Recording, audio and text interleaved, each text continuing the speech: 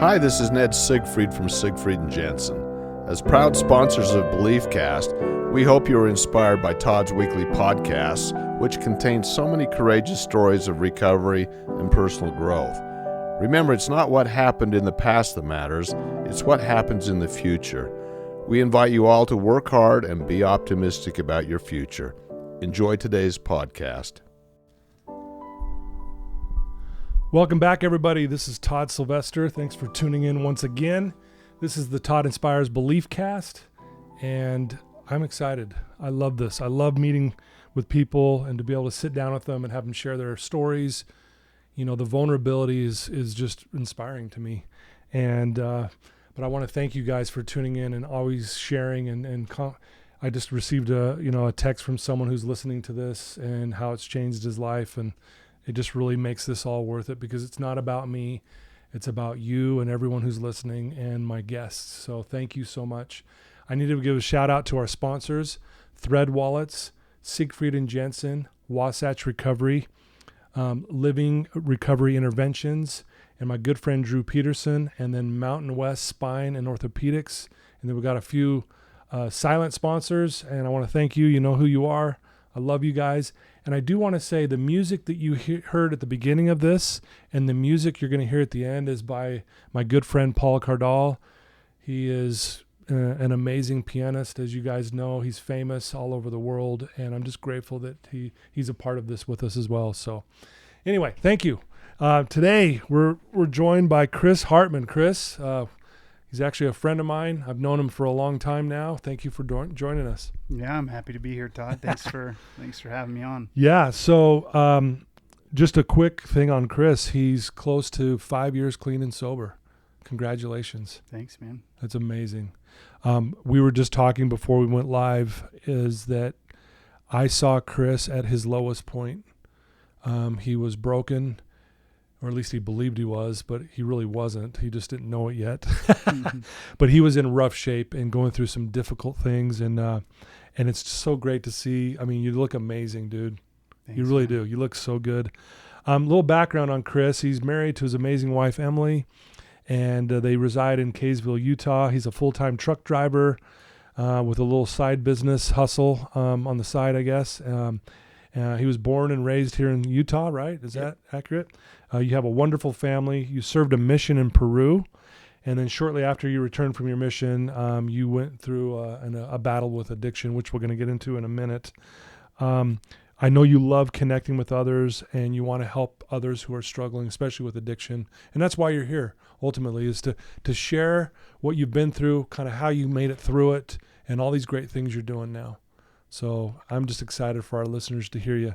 So why don't we start off, Chris? Tell us where you grew up and a little bit about your family and your childhood. Sure. Yeah. So born and raised here in Utah. We lived in West Jordan at the time when I was born. So and we lived there till I was about 10. I mean, I have a wonderful family, the best parents anyone could ask for. I'm the second oldest. I have an older sister, a younger sister, and a younger brother. So there's four of us. Oh, okay. Yeah, and we were always really close growing up. Just a great family environment. Yeah. Right. So when I was 10, we moved to Bountiful. My dad built a house in West Bountiful, and that's kind of what I call home. Call home. Yeah. I went to Bountiful High. And I had a pretty good childhood. It was great. I had great friends in high school. I loved high school. But in the stuff that I've learned with you, Todd, the belief system stuff, I've honed in on how early on those belief systems were a little bit wonky. Yeah. Right. I mean, I dealt with, I was kind of in junior high and high school, I was kind of the chubby kid, the fat kid. I always had that persona with me, and I think that did quite a bit of damage to me throughout like high school and junior high. I mean, I think I handled it well, right? But I think it did affect me for sure. Especially when you're a kid, though. Like, when we think about it in our adult minds now, but when you're a kid, that's heavy stuff. Like it really is like. Yeah, you dealt with it, but there was probably this underlying hurt that that was just, you had to deal with maybe on a daily basis at the time. Did you notice that back then? Yeah, I did. And I think especially my mom, I think honed in on it too. Mm-hmm. We saw a few people, about that, and I opened up and was a little vulnerable at the time, you know what I mean? Which helped, but yeah, I mean, it's definitely something you carry with you. And I think you put those guards up and you try and laugh it off or shrug it off, you know what I mean? But even to this day, that still stays with me. Right. Yeah. And I think kind of forever will. It's one of the reasons that exercise is so important to me. Yeah. Right. Because I was that kid, and I don't want to ever be that kid again. Yeah. You know what I mean? Sure. So yeah. Yeah. But. So, you obviously went through high school, you set up in Bountiful, and then you decided to serve a mission.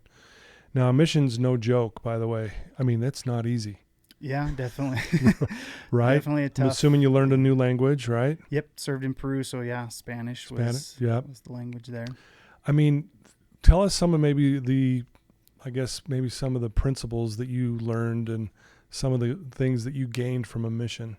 Sure. Yeah. So I think about it a lot. And especially in my recovery, I think the decision to serve a mission, I mean, we grew up in the church. It was always something that was taught, right? We go kind on of missions. Expected. Yeah. Right. Yeah. But I mean, probably up until that point in my life, hands down, the best decision, the most important decision I made. I mean, it really, especially in a third world country. Yeah. I mean, anywhere you serve, right? It teaches you how to grow up. You learn discipline.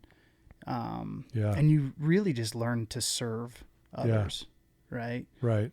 Serve everybody around you and give everything of yourself. Yeah. So. Well, yeah. I mean, outside of the spiritual side of things, I mean, you learn discipline. Yep. You learn how to take rejection. Oh yeah. You learn how to work hard, right? Yep. All day. These things, and even though maybe I know you struggled when you got back, but how those are starting to cultivate in your life, right? As you're going through that. Yeah. Yeah. So you get back, I mean, were things good in your life at that point? Did you feel like things were good? Yeah, I did. I mean, I right before I got home with my last companion in my last area on my mission is when I got introduced to exercise. I'd never really exercised a whole lot before. Yeah. And so I started getting into running, and then my sister and my uncle had just started getting into triathlons. And so they were a big push for me to kind of get into that, you know what I mean? So I think mentally, I was in a good space. I started working at CarMax selling cars, and I loved that job. Great environment, great people.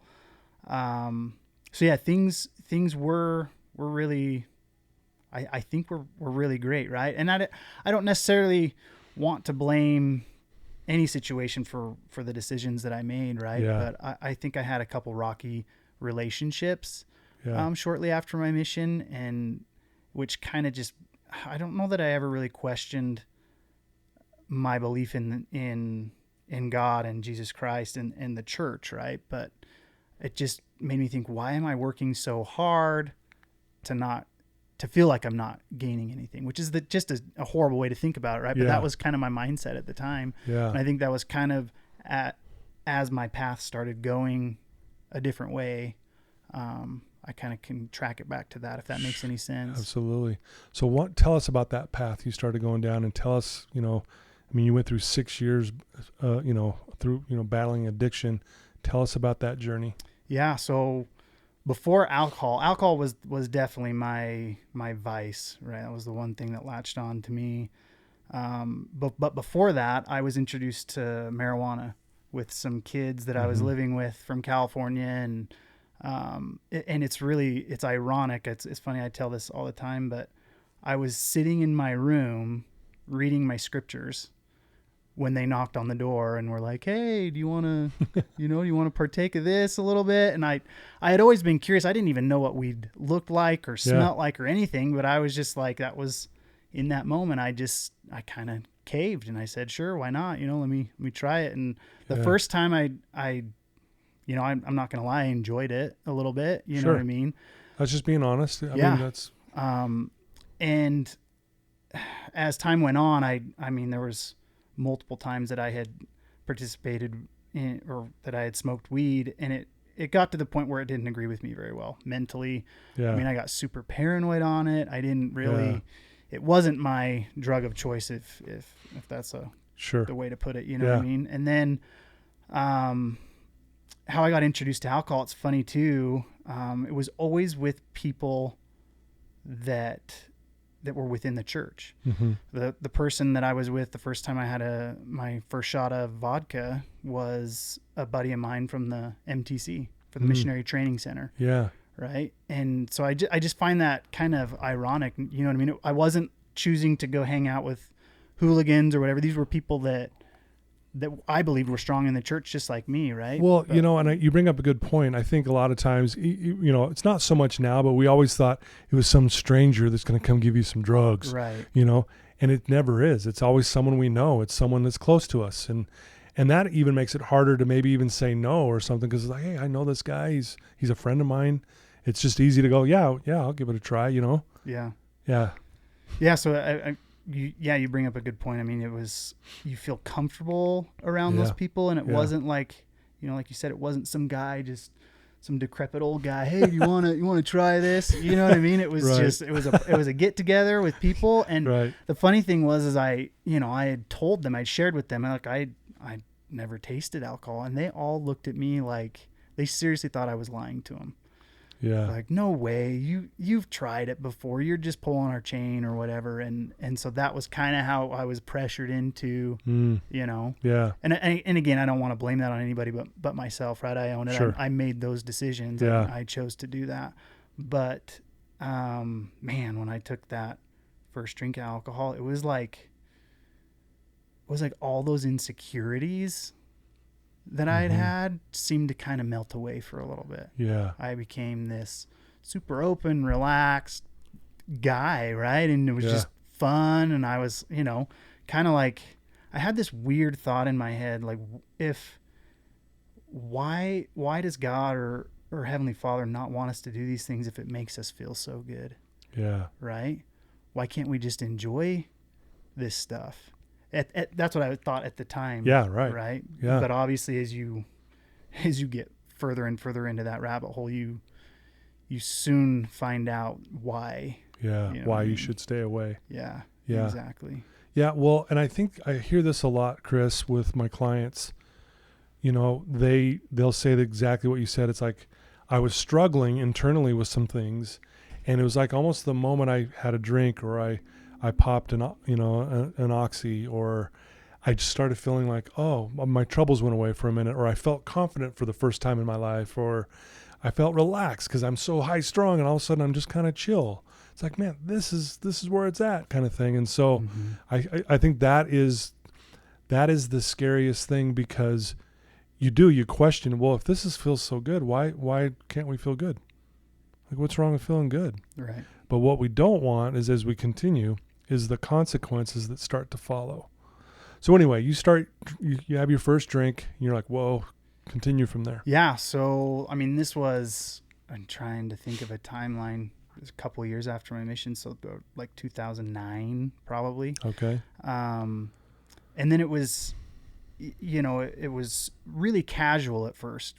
You know, obviously every once in a while at a party or a get together, I started getting introduced to the bar scene. So on the weekends we'd go to the hookah bar, was a big thing. Yeah.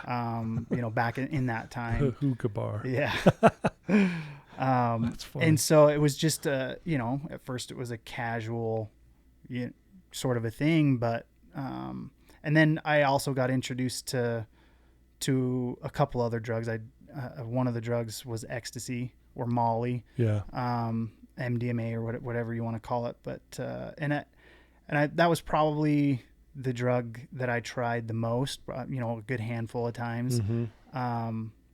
But again, it never really gripped me like alcohol did.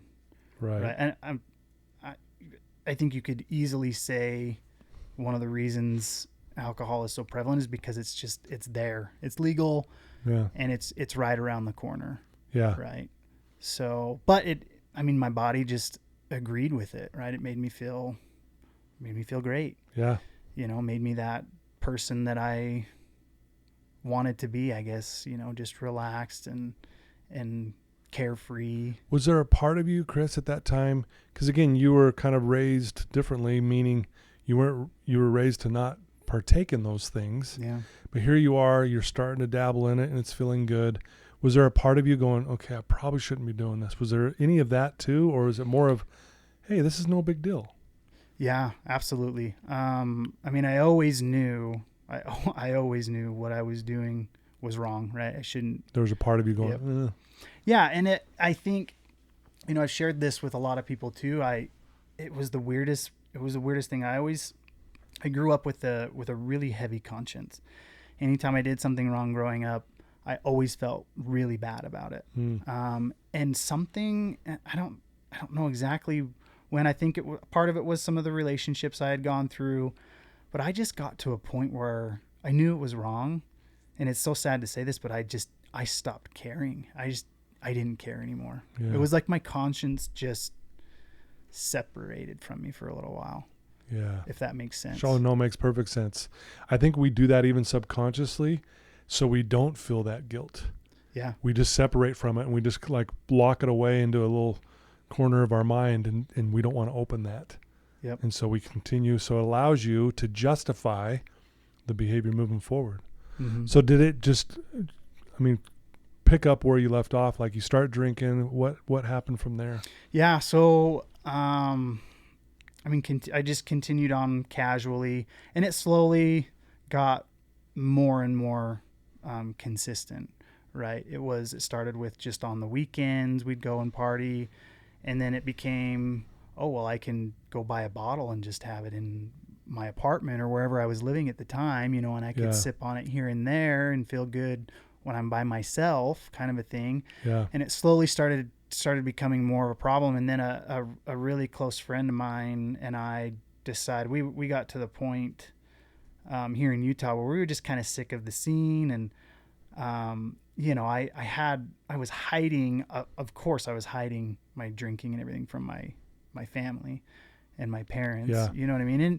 And at that time in my life, I was in and out of living with my parents. I was in an apartment or I was back at home. They were so gracious and awesome to let me do that. Yeah, you know right. what I mean? Yeah. And so we made the decision to move to California.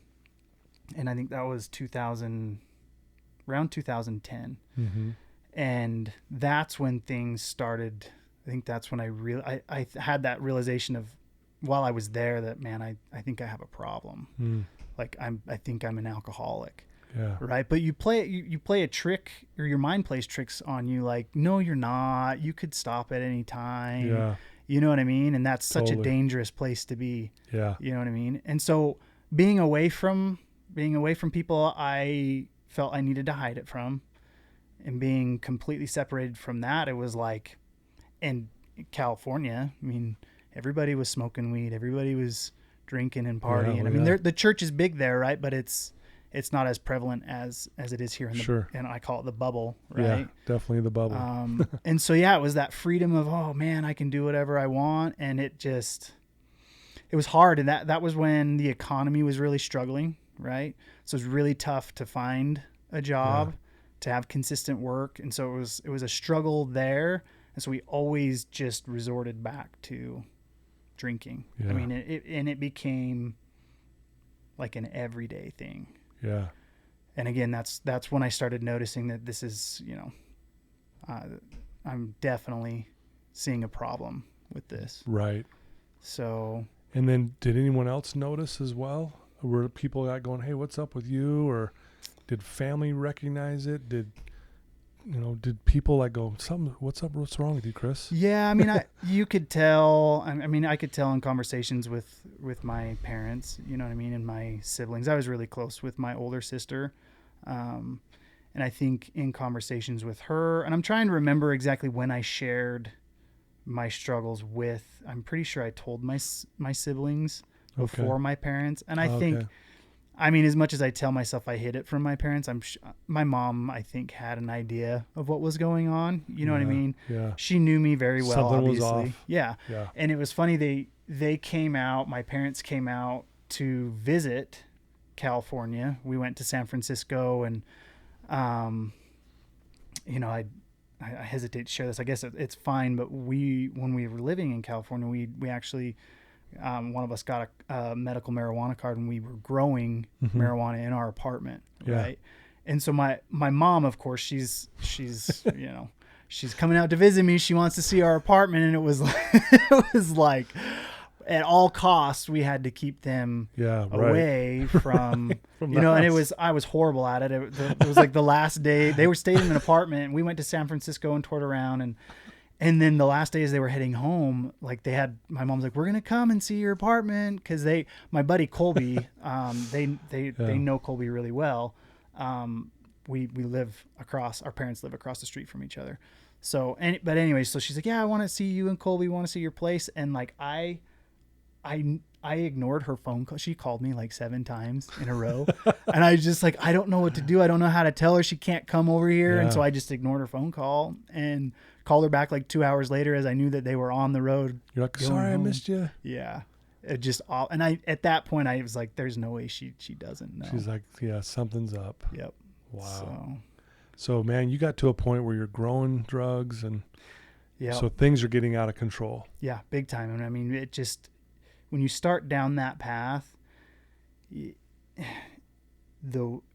so much easier to take another step and another step and another step. I mean, we were doing really stupid things as far as how we were trying to make a profit off of the marijuana and stuff like that. You know what I mean?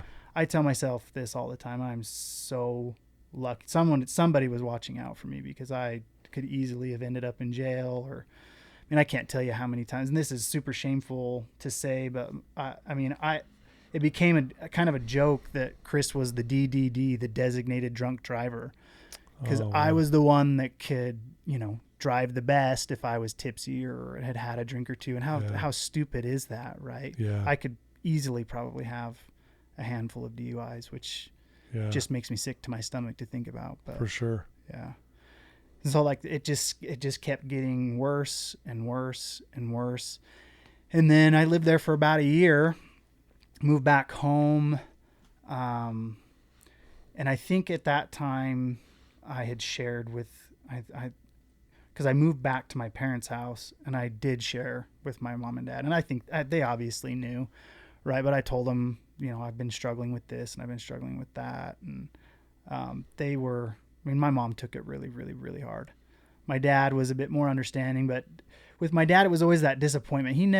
My dad never, ever laid a hand on me growing up, but his discipline was just the look in his eyes and the disappointment. And that always stung deeper than getting whooped or getting beat, right? It was just disappointing my father was like the worst thing on the planet. Yeah. So, I mean, that was, when I got home, it was just dealing with knowing that my family knew I was struggling, just made it even more prevalent, right? All I wanted to do was get away from these horrible feelings.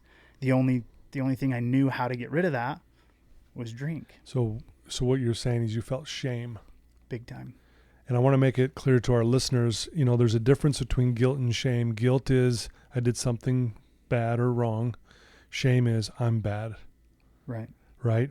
And guilt is good in the sense that it reminds us, hey, don't do that again. But if we hold on to guilt too long, it turns into shame. And then obviously, like you said, you didn't want to feel those feelings of you're a bad person, because that doesn't feel good. Mm-hmm. But you know what will make you feel good, right? Keeps you in that cycle. Yep. So you tell them and things get even worse. Yeah, they did. I mean, it was just too hard for me to cope with. Yeah. And my coping mechanism now was alcohol, right? Yeah. And so I was, you know, I brought it into my parents' house, which I still feel bad about. And they caught me a few times, and just, I mean, it was bad. And then again, it was that in and out of my parents' house, living with them for some time, and then living with friends or in an apartment or whatever the case may be. And I was going through job after job after job, and just, you know, alcohol was affecting everything that I was doing. Yeah. Right. And so it was a good, 4 or 5 years of that struggle. And then I became really close with my little brother, who was kind of, he didn't serve a mission. And we started connecting. I was never close with my little brother. He was the baby, and he was always that little nuisance, right, in my life. But then we had this like aha moment of connection where I was like vulnerable with him, and he was vulnerable with me, and it was like we became best friends for a little while. Yeah. And I still consider him one of my best friends. But and so I lived with him off and on for a couple years, and just progressively got worse and worse. I mean, I was drinking, a handle of vodka in a day sometimes. Jeez. I mean, to explain what a handle is, that's a half gallon, right? Yep, half gallon. Just so people, half gallon of vodka a day. Yeah. That is ridiculous. Yeah, and it was, exercise was such a big part of my life before I started going down, and even when I first started going down this path, right? I was still, I had done my first half Ironman in 2009, and I was doing local triathlons, you know what I mean? Yeah, sure. But it gets to the point, I was drinking so much alcohol. I was probably consuming more alcohol than water and food, to be honest with you. It was, and it just started completely destroying my body. And it was, an up and down battle for a couple of years with that. I could tell. I'd look at myself in the mirror, and it was that, oh my gosh, I'm that out of shape kid again. And those feelings came back, and those belief systems set back in. You know what I mean? It was. I mean, I was just in bad shape. Yeah. And then, things were kind of on a little bit of an uphill as far as like I landed a good job that I was comfortable with. I was doing hardwood floors and tile, and I felt like, hey, at least I'm going to have a trade under my belt kind of a thing. Mm-hmm. And that's when I met my wife. And it's funny, I was stark drunk the night that we met. Right. And which is so funny. I mean, it was at a party. I was living with my brother at the time.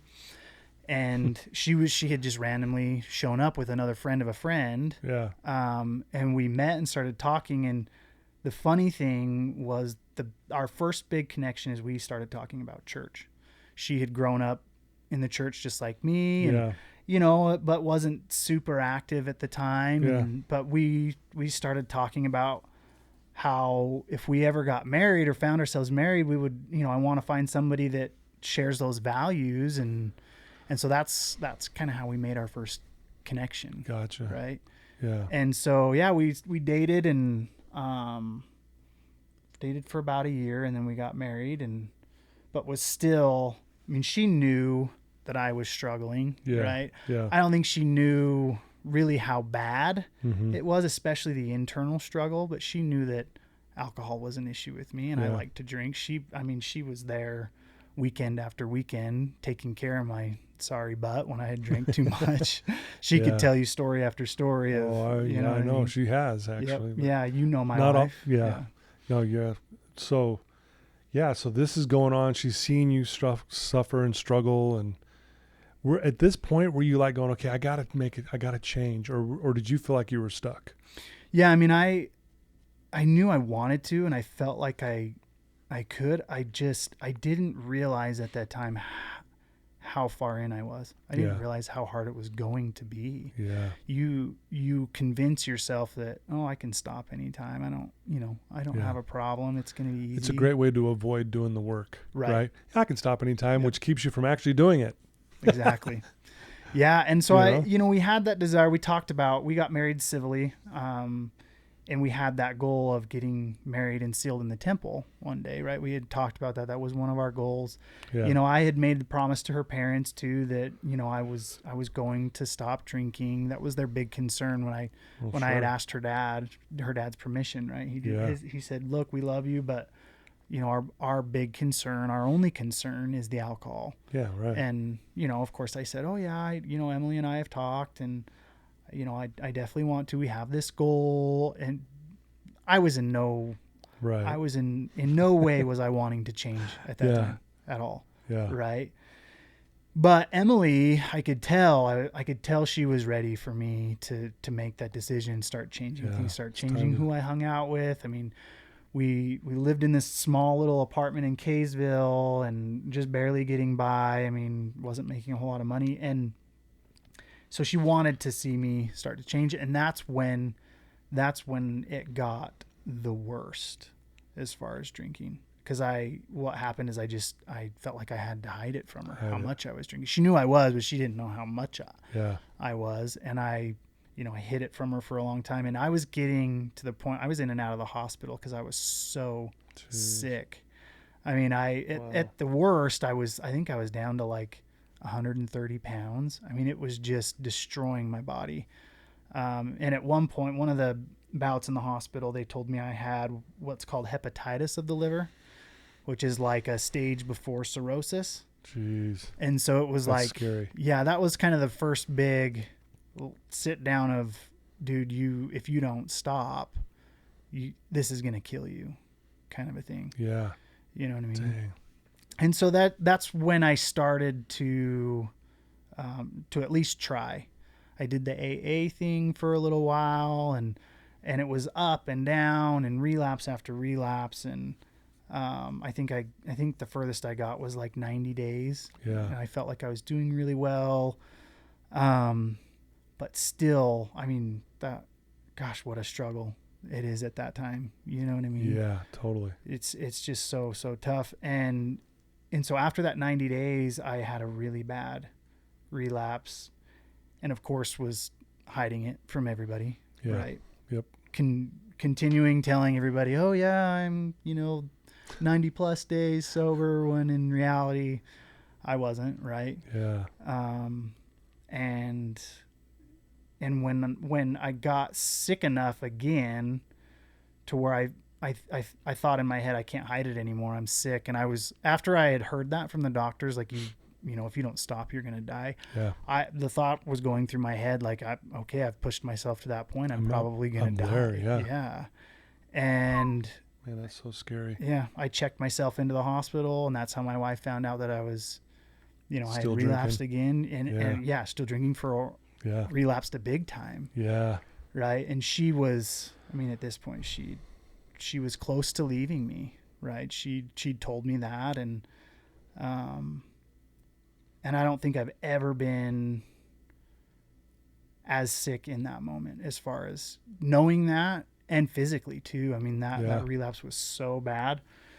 And so luckily I have a super amazing wife, and she was very patient and loving. And, she of course was like, okay, well, we're going to work through this. Yeah. And at the time she was involved in a play in Kaysville, local Kaysville play. And so, she had gone that night to go to play practice, and I was left at home, and I could see it in my skin color. I was in rough shape. Probably the worst withdrawals I think I'd ever experienced. Yeah. And I learned too that withdrawing from alcohol is super dangerous. Very dangerous. It can kill you. Oh yeah. If you don't do your it risk properly. for stroke goes up like 60%. Yeah. It's scary. Yeah. Yeah, and so that night while she was gone, I just remember having the biggest panic attack of my life. I literally thought people were out to get me. I remember walking through the apartment, opening and shutting windows, locking everything. And it was kind of weird. And then I had this weird out of body experience. And the next thing I know, I'm sitting in the bathtub and I'm slicing my arms open. Really? Yeah. Wow. And it was, I don't remember a whole lot. I don't remember the pain. I don't remember much of it other than I couldn't really move. And luckily my phone was close by, and I called 911 on myself, and, ended up in the hospital. Emily was contacted, while she was at the play. And it was just, that was definitely the low point, the lowest of lows. Yeah. For me. And I was literally ready for her to just walk away from me. Yeah. Right. And I specifically remember her, for when she came to the hospital, she just came and gave me a hug, and she said, "I'm not going to leave you." You're probably going, what the? Yeah. You know, you should leave me. Probably you're thinking like, what are you doing? Yeah. I mean, I think I was sitting there with my arms on the table being stitched up when she, how horrible must I have looked? Yeah. I thought for sure she was, but. Had we met yet? I don't think we had met yet. No, shortly after this is when. So talk about now the transition from obviously your lowest point. What started to change? What, how, I mean, we just said you're coming up on 5 years clean and sober. Yeah. Which is amazing, by the way. Thanks, you look amazing. Talk about that transition. Like what happened and how did you get from that low point to where you're at today? Yeah. I mean, what a journey it's been. And, definitely an imperfect journey, right? Yeah. But I don't think it's progress, not perfection, right? And for sure. It's learning certain things. And luckily how we met was my uncle Lane had known somebody who knew you.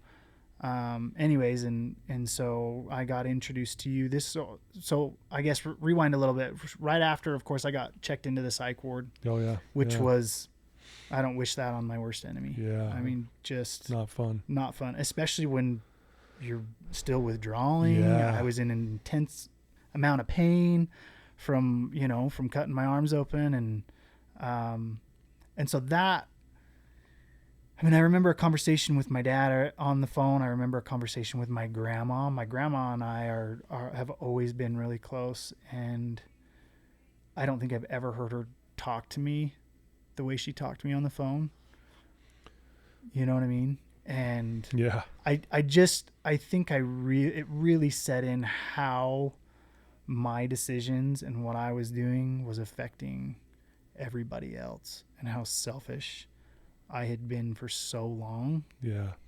So that was kind of my first realization there. And I mean, just an awful experience wanting to get back home. And yeah, I can imagine. Jeez. But luckily, my wife was super supportive, and we worked through it. And, that's when I met you. And at that time, the biggest thing for me was dealing with what I had done. Yeah. I had this weird perspective before that experience of suicide, obviously a horrible way to look at it, but I always used to think, man, how selfish can somebody be? But I've gained a lot of respect for anybody going through that, or anybody that has gone through that. Because you can understand how bad things can get. Yeah. Or feel, Yeah. And it's, I mean, to know that the adversary Satan, however you want to put it, if you think spiritually, to know that he had that much hold on me, to truly make me feel that it would be better to not be here. Yeah. Better for me, better for everybody else. Yeah. I mean, how horrible was that, right? Yeah. So yeah, meeting you, and learning about belief systems and just, I think I needed to be reminded of who I was. I want to say, like, when I first met you, obviously I saw you at your lowest point. It was a tough sight to see, but I was excited because I knew we were going to talk about things you've never heard before. And I know I told you this on day one, that there was nothing wrong with you, and you looked at me like I was crazy. And I go, it's true, and I get why you don't believe it, because you tell yourself a story that there is something wrong. Right. And that's what we're referring to when we say belief systems, these beliefs that you had about you as a person that were so negative and entrenched. It started when you were little, like you said. And those are the things we went and attacked. I didn't have to tell you to stop drinking. You already knew that. Right. It's not about the drinking. It's about this belief system that was holding you back. And it was fun. It was fun. You're like, yeah, Todd, thanks. It wasn't very fun, but it was fun just seeing you light up though. When you started, like, I don't know how to explain it, but like I could see the lights turning back on, if that makes sense, in your eyes. I could see it in your countenance. The hope was coming back. The hope's coming back. And you're like, you know what? Maybe there's something to what Todd's saying. Maybe I do need to. Anyway, it was just fun to see that progression. Now, granted, you were going through something different because you're still struggling heavily, but from my perspective, I was like, man, this is awesome because I'm seeing this light turn on. Yeah. You know? Yeah, it was. And it's hard to explain, exactly how anybody gets through that, right? It's slow and steady. Yeah. And little decisions. Yeah. And, I started, I feel so blessed to be where I am now, looking back. Yeah. But one of the reasons we stopped meeting was because I went from, when I met you, I was working part-time for an old boss making $8 an hour. Yep, I remember that. And I just felt like a complete piece of turd, right? Yeah. So I saw something online and about CR England, you could get your CDL, and I applied and went through training. In 2 weeks, I was a full-time employee making $65,000 a year. It was like life-changing for me. And it's so crazy how it all panned out. I got on a route that started Monday morning before the liquor store opened, and I was gone all week, and got back Saturday morning before the liquor store opened. And I made a plan, of course, with my wife, right? Sure. Got home and was with her the entire weekend. Yeah. Accountability, right? She held me accountable. We made certain steps. Even to this day, we have the little tracker on our phone. She knows where I'm at all times. I know where she's at. It's just that accountability stuff. And you have to hold yourself accountable, but it really helped having her to know she was holding me accountable as well. Wow. So. Well, yeah, and I remember that when you got that job, and I remember we talked about even some of the concerns, like, man, am I ready for this? Should I do this? And, and ultimately, obviously, hindsight's 2020. It was great for you. Yeah. And I really respected that. And again, I knew that you needed to have something to help support your family and all that stuff. And so, I don't know. It was great to see, like I said, the lights turning on. And you were a hard worker. The other thing I want to point out, and I want to give you props, like, it wasn't me. I mean, I shared some things with you, but you did the work, and you were a hard worker. And you're one of those guys that when you put your mind to something, you do it. You really do. And I think I say this all the time, like, you can go to the worst counselor on the planet. You can go to the worst treatment center on the planet. If you want it, you'll get it because you're going to put in the work and but you did. And I want to give you some props there that you really worked your butt off. Yeah, I appreciate that. Yeah, it was fun to watch. It really was. And I've got to know your awesome wife through this process as well. And just to see where you're at today, it just, I wish we had pictures of that timeline of you. Yeah. How you looked 5 years ago to where you look now. Yeah.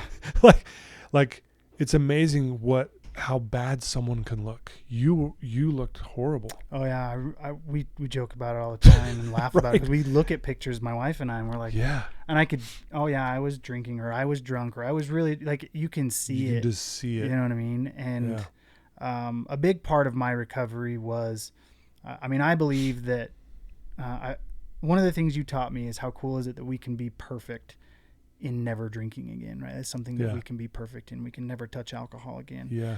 But I believe that those addictive, whatever you want to call it, those addictive traits, they kind of stick with you. And I've learned I had to channel it somewhere else. Sure. Right? Exactly. I had to find something healthy to channel and exercise. I started getting back into exercising. In fact, I did. Last year, I competed in another half Ironman. I always wanted to do that again. Never thought I'd be able to physically where I was at, right? I never thought I'd be able to get there. But, it's even, when I started truck driving, I started over the road with CR England with a team driver. And I made it a point to take my weights with me. I made a pull-up bar in the truck, and it was like an everyday thing, right? And I had to do it. Yeah.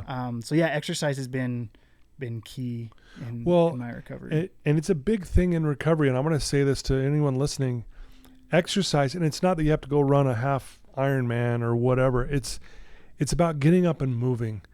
It's like it releases those endorphins. We have a dopamine release. It feels good. There's a reason why we should move, right? Yep. And anyone out there, you know, it really is. Like for me personally, I call it my morning meds. I go and work out in the morning. It's my medication. When I work out, I have less anxiety. I have less depression. I have more confidence. I have more energy actually throughout the day. Yeah. You think like you go work your butt off in the morning, you're going to be tired all day. No, it's the days I don't work out, I feel tired all day. Yeah. It's interesting. So anyway, I'm glad you point that out. I know you've learned a ton of lessons through all of this. And I know this is going to be a tough question to ask you because there's many lessons. But is there one lesson through this whole process that you learned that really stands out to you?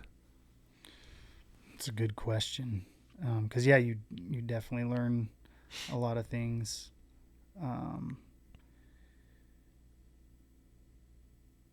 But it's, I guess I would say that it is possible. As much as you tell yourself it's not, it is, and it's making that decision that I'm going to change. Yeah. Power of a decision, right? Yep. And just as much as you might believe, or anybody struggling out there might believe that there is no other way out, and you can't do it, or nobody loves me, I promise you that somebody does care about you. Yeah. Just I love that. reach out, make the decision to reach out and get help. It is so, I want to say it's impossible to do it alone. You have to make the decision to do it, but you need help and support. And even if it's just your God, your Heavenly Father, He's there, He loves you, but just reach out. Because help's out there. I love what you just said there. Thank you. It was beautifully said. I'm looking at these on my book stand over here. I have the 12 principles that the Other Side Academy lives by. And number 1 says, you alone can do it, but you can't do it alone. It's very true. And it really is. Like, I was a part of your journey, but I couldn't do it for you. Right. I was there for you, but you did it. But you couldn't have done it without maybe my influence at the time. And I know you've had other people in your lives and other things that have helped you a ton. But I love that you said that. And my next question would have been, what would you tell someone who's struggling right now, who's listening to your voice? And I think what you just said is, I mean, there's the answer, is to reach out and ask for some help. Is that fair? Yeah. And just know that you're worth it. Yeah. Because you definitely convince yourself that you're not. Yeah. But you are worth it, and you have so much good to do in the world, and so much more to look forward to. Yeah. I mean, if I could have just seen where I'm at now and how grateful I am and blessed I am, it would have been easy, but I didn't know that at the time, right? Yeah. But you have so much more life ahead of you. Doesn't matter how old you are, and life is so much better without drugs and alcohol. Yeah. So much better. Yeah. I think that's where people get tripped up too. I'm glad you said that. Is we somehow, I see this with my clients, they think they're going to miss out if they can't have a drink. Oh yeah. Or I won't be as social, or I can't have a glass of wine with my meal, or we think we're going to miss out, but the truth is we don't miss out on anything. Matter of fact, we're missing out if we do go down that road again. Yeah. So I love that you said that. Beautiful advice. Yeah. Well, I can't thank you enough for coming here today and sharing your story. I consider you a friend, and I'm proud of you. And I pinch myself that I get to be a part of, of these people's journeys that have overcome some horrific things. And I'm just very blessed to be a part of your journey. And I'm just grateful and honored to have you on the show today. Thanks, Todd. It was, I'm honored to be here. And if anybody listening, just one person listens and gets something out of it, that means the world to me. I love being vulnerable and sharing my story. Yeah. So beautiful. Well, thank you for taking some time, and it's great to see you again. Yeah. Congratulations on all your success, and keep doing what you're doing, man. I think it's awesome, and you're helping a lot of people, which is awesome as well. Appreciate it. Yeah. Well, there you go, folks. I told you this was going to be great. Chris Hardman, coming up on 5 years clean and sober. Wow, it's an amazing. And like I said, he was at the lowest of lows when I saw him. And I love his message that, hey, it's possible to change. It is possible. I know sometimes when you're in the thick of it, you don't think it is, but that's a lie. And Chris pointed that out very well to us today. So, amazing story. I love you guys. If you have someone who's struggling, I say this all the time, share this episode with them. If you don't know how to talk to someone who's maybe struggling, say, hey, listen to Chris's episode here on the Belief Cast, because it will break the ice, and then you can follow up with them and ask them if you can, get him some help or what have you. But please do that. Please share this. Again, thank you to our sponsors. Again, the music is by Paul Cardall, great friend of mine. And all my sponsors, thank you so much for making this possible. And for all of you for tuning in, it wouldn't be worth it without you guys. So I love you. Chris, you're amazing. Thank you, sir. You too, Todd. Love you, man. Appreciate you.